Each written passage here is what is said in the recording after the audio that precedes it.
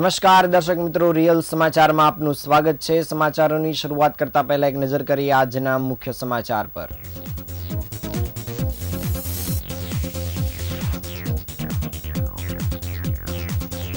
દિવાળીને ધ્યાનમાં રાખી સુરત પોલીસનું જાહેરનામું, ચાઇનીઝ તુલ્લકના ખરીદ વેચાણને ઉડાવવા પર પ્રતિબંધ।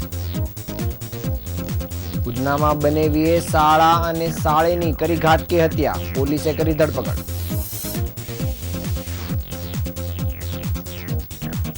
આરએન જ્વેલર્સના નામે નવા દાગીના બનાવી આપવાની લાલચ આપી લોકો સાથે ઠગાઈ કરનાર ઈસમ ઝડપાયો।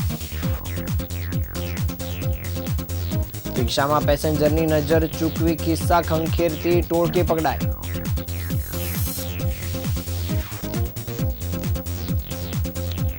વેસુમાં વાપીના યુવકની હત્યા કરનારને ક્રાઇમ બ્રાન્ચે ઝડપી પાડ્યો।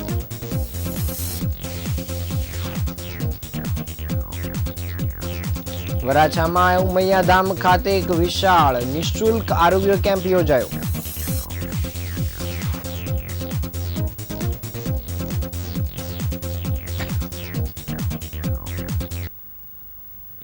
સમાચાર વિગતે જોઈએ। આગામી દિવાળીના તહેવારની ઉજવણીને ધ્યાનમાં રાખીને સુરત શહેર પોલીસ કમિશનર અનુપમસિંહ ગહેલોતે એક મહત્વનું જાહેરનામું બહાર પાડ્યું છે।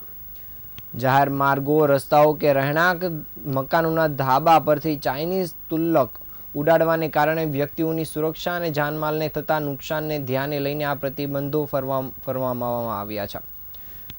પોલીસ કમિશનર દ્વારા પ્રસિદ્ધ કરાયેલા જાહેરનામામાં અંતર્ગત 7 ઓક્ટોબર 2025 થી 5 નવેમ્બર દરમિયાન સુરત શહેર વિસ્તારમાં ચાઇનીઝ તુલ્લક સંપૂર્ણ રીતે પ્રતિબંધ મૂકવામાં આવ્યો છે। ચાઇનીઝ તુલ્લકની ખરીદી, આયાત, વેચાણ, કબજો કે સંગ્રહ કરવા નહીં તેને લઈને જણાવાયું છે।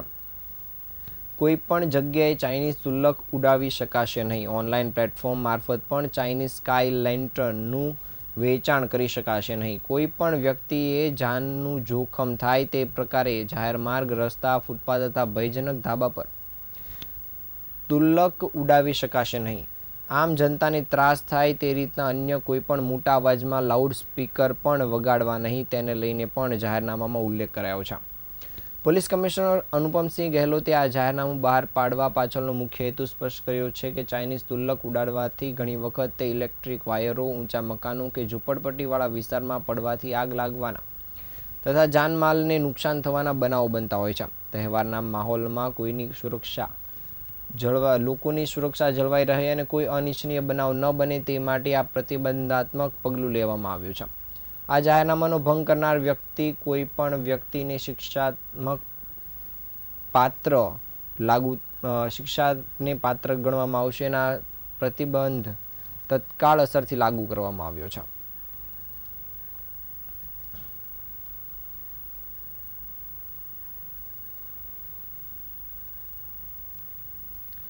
સુરત શહેરમાં એક ડબલ મર્ડરની ઘટના સામે આવી છે। ઉધના વિસ્તારમાં ઓમ સાંઈ જલારામ નગરમાં બનેવીએ શાળા અને શાળીની હત્યા કરી નાખી છે। લગ્નનો પ્રસ્તાવ શાળીએ નકારતા ઉશ્કેરાયેલા આરોપી સંદીપ ગોળે ચપ્પુના ઉપરાછપરી ઘા ઝીંકી આ હત્યાકાંડને અંજામ આપ્યો હતો અને એ બાદ તે ફરાર થઈ ગયો હતો અને બાદમાં તે ભાગે તે પહેલાં પોલીસે રેલવે સ્ટેશનથી આરોપીની ધરપકડ કરી આગળની કાર્યવાહી શરૂ કરી છે। મૂળ ઉત્તર પ્રદેશનો રહેવાસી મૃતક નિશ્ચય અશોકભાઈ કશ્યપ તેની બહેન મમતા અશોક કશ્યપ અને માતા સાથે શોપિંગ કરવા માટે સુરત આવ્યો હતો। પરિવાર ઉધનાના પટેલનગરમાં આવેલા ઓમસાઈ જલારામ નગરમાં રહેતો હતો। આ હત્યાકાંડ પાછળનું મુખ્ય કારણ બનેવી સંદીપ ગોળેનો મમતા સાથે લગ્ન કરવાનો આગ્રહ હતો। સંદીપ ગોળ અગાઉથી જ 3 બાળકનો પિતા છે, તેમ છતાં તે મમતા સાથે લગ્ન કરવા માંગતો હતો। જો કે મમતાએ લગ્ન કરવા માટેની સ્પષ્ટ ના પાડી દેતા ઘરમાં ઉગ્ર બોલાચાલી શરૂ થઈ હતી। બોલાચાલી એટલી વધી ગઈ કે સંદીપ ઉશ્કેરાઈ ગયો હતો અને તેણે ચપ્પુ વડે હુમલો કરી દીધો હતો। આરોપી સંદીપ ગોળે આવેશમાં આવતા મમતા અને નિશ્ચય પર ચપ્પુ વડે હુમલો કર્યો હતો અને સાળી મમતાની પેટના ભાગે ગંભીર ઈજા થતા અને નિશ્ચયને ગળા તથા પેટના ભાગે ગંભીર ઈજા થઈ હતી। આ હુમલામાં મમતા અને નિશ્ચયની માતાને પણ ઈજા પહોંચી છે। સાસુને તાત્કાલિક સારવાર અર્થે ખસેડવામાં આવ્યા હતા અને હોસ્પિટલમાં તેની સારવાર ચાલી રહી છે, જ્યારે ભાઈ બહેનને લોહી લુહાણ હાલતમાં 108 એમ્બ્યુલન્સ દ્વારા તાત્કાલિક સારવાર અર્થે નવી સિવિલ હોસ્પિટલમાં લઈ જવામાં આવ્યા હતા, પરંતુ ફરજ પરના તબીબોએ બંનેને મૃત જાહેર કર્યા હતા. ડબલ મર્ડરની ઘટનાની જાણ થતાં જ પોલીસ વિભાગમાં ભારે દોડધામ મચી ગઈ હતી અને જોઈન્ટ પોલીસ કમિશનર, ડીસીપી અને પીઆઈ સહિતના ઉચ્ચ અધિકારીઓ કાફલો ઘટનાસ્થળ પર દોડી આવ્યો હતો અને તપાસ શરૂ કરી હતી. હત્યાને અંજામ આપીને આરોપી સંદીપ ગોળ ઘટનાસ્થળેથી ફરાર થઈ ગયો હતો અને ઉધના પોલીસે જુદી જુદી ટીમો બનાવીને તપાસ શરૂ કરી હતી. પોલીસ તપાસમાં જાણવા મળ્યું હતું કે આ પરિવાર 4 ઓક્ટોબરના રોજ પ્રયાગરાજથી સુરત આવ્યો હતો અને સુરત ખાતે સાંઈ જલારામ સોસાયટીમાં રહ્યો હતો અને આ સમગ્ર ઘટના સાંઈ જલારામ સોસાયટીમાં બની હતી. જે બાદ આરોપી સંદીપ ગોળેને પોલીસે રેલવે સ્ટેશન ખાતેથી ઝડપી પાડ્યો છે અને હાલ પોલીસે આ બંને આરોપીને લઈને આગળની તપાસ કામગીરી શરૂ કરી છે.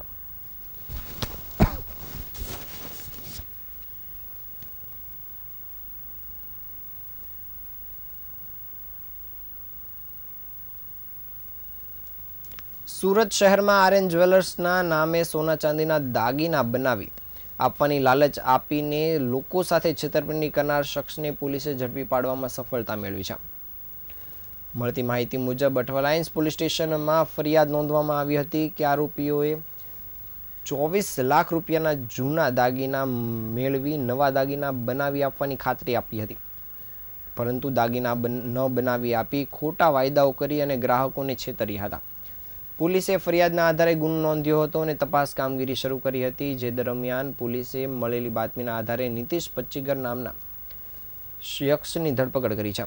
પોલીસે આરોપી પાસેથી સોના ચાંદીના દાગીના અને રોકડ રકમ મળી કુલ ₹10 લાખનો મુદ્દામાલ કબજે કર્યો છે.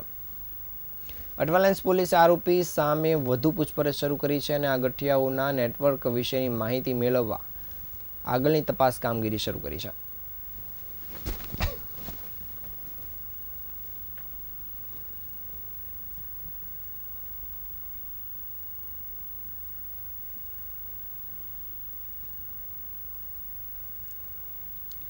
સુરત શહેરમાં રિક્ષામાં પેસેન્જરને બેસાડી તેમની નજર ચૂકવી રોકડા રૂપિયા તથા પાકીટ સહિતની વસ્તુઓની ચોરી કરનાર રીઢા ગુનેગારોને કાપોદ્રા પોલીસે ઝડપી પાડ્યા છે. પોલીસને મળેલી ફરિયાદના આધારે સીમાડા નાકા 4 રસ્તાથી ચીકુવાડી સીએનજી પંપ સુધીના માર્ગ પર એક પેસેન્જર સાથે આ ત્રિપુટીએ છેતરપિંડી કરી હતી. પેસેન્જર રિક્ષામાં મુસાફરી કરી રહ્યો હતો, દરમિયાન આ પેસેન્જરની નજર ચૂકવી આ શખ્સો દ્વારા 34,000 રૂપિયા રોકડની ચોરી કરવામાં આવી હતી. ફરિયાદના આધારે કાપોદ્રા પોલીસે તપાસ શરૂ કરી હતી. દરમિયાન પોલીસને મળેલી ચોક્કસ બાતમીના આધારે પોલીસે 3 આરોપીઓને ઝડપી પાડ્યા હતા. પોલીસે ધરપકડ કરાયેલા આરોપીઓમાં રિઝવાન ખાન, શોએબ ખાન પઠાણ અને અસલમ કાઝીનો સમાવેશ થાય છે. પોલીસે આરોપીઓ પાસેથી રોકડા રૂપિયા અને અન્ય મુદ્દામાલ મળી 74,000નો મુદ્દામાલ કબજે કર્યો છે. પોલીસે જણાવ્યું હતું કે આ ગુનેગારો અગાઉ પણ સમાન પ્રકારની ચોરીની ઘટનાઓમાં સંડોવાયેલા હોવાની પ્રાથમિક તારણ આવ્યું છે. હાલમાં તેમને લઈને આગળની તપાસ કામગીરી ચાલી રહી છે.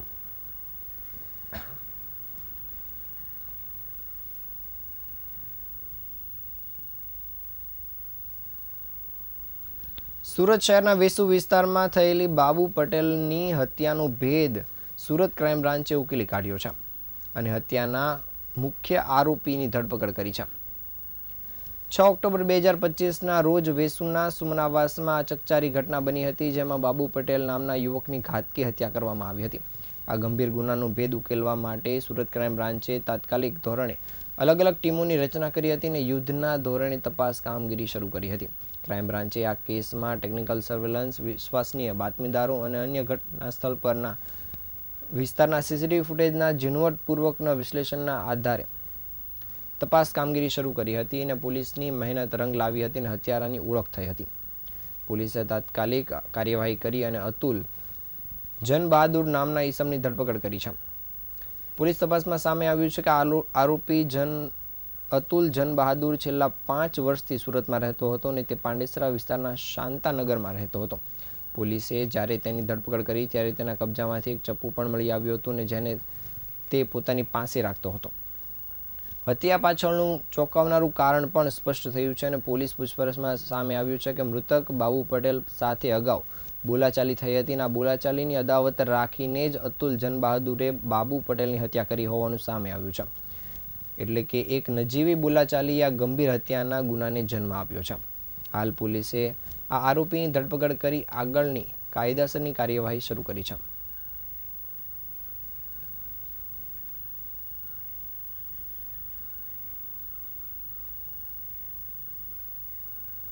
વરાછા વિસ્તારમાં આવેલ ઉમિયાધામ મંદિર ખાતે એક આરોગ્ય કેમ્પનું ભવ્ય આયોજન કરવામાં આવ્યું હતું, જેમાં મોટી સંખ્યામાં મંદબુદ્ધિ અને શારીરિક વિકલાંગ બાળકોએ ભાગ લીધો હતો અને મોટી સંખ્યામાં આ કેમ્પનો લાભ લેવામાં આવ્યો હતો.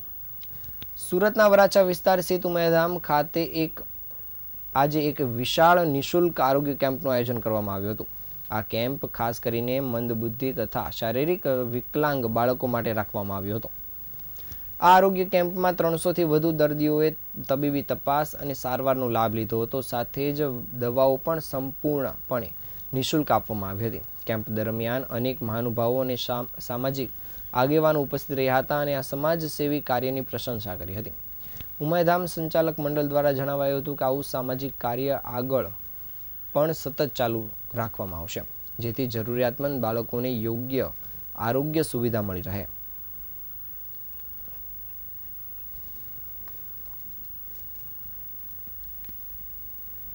જે Parmar hope for hopeless homeopathy camp Umiyadham પરિવાર અને હેપી ગુજરાતના સહયોગથી છેલ્લા 14 વર્ષથી અમે આ કેમ્પ કરી રહ્યા છીએ, જેમાં ખોડખાપણ, genetic mutation, autism, mutism, Down syndrome એવા ખોડખાપણવાળા બાળકો માટે હોમિયોપેથી કેમ્પ છેલ્લા 14 વર્ષથી ઉમિયાધામમાં કરી રહ્યા છીએ, જેમાં અમારી 100 ડૉક્ટરથી વધારેની ટીમ છે, જેમાં 100થી વધારે અલગ અલગ કોલેજના સ્ટુડન્ટો આવે છે અને આસિસ્ટન્ટ ડૉક્ટર આવે છે. આ કેમ્પ એવો છે કે જેમાં કોઈ જેને કહેવાય ને અસાધ્ય બીમારીઓ છે એના માટે થઈને આ કેમ્પ કરી રહ્યા છીએ. આ તાજના સમાચાર, નવા સમાચાર સાથે ફરી મળીશું. ત્યાં સુધી રજા આપશો. નમસ્કાર.